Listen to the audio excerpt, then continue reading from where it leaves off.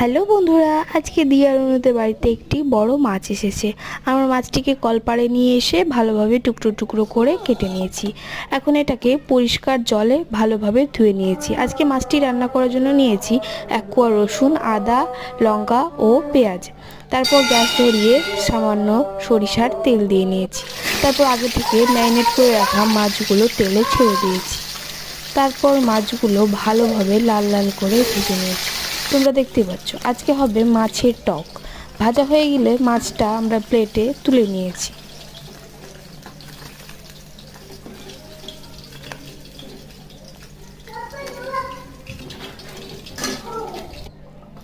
আজকে মাছের টক হবে, তার জন্য আমি আগে থেকেই কিছুটা তেঁতুল জলে ভিজিয়ে রেখেছিলাম। এখন সেটা মাছের ঝোল কষানো হয়ে গিয়েছে, দিয়ে দেবো এবং রেডি আমার মাছের টক। কেমন হয়েছে তোমরা কমেন্টে জানিও।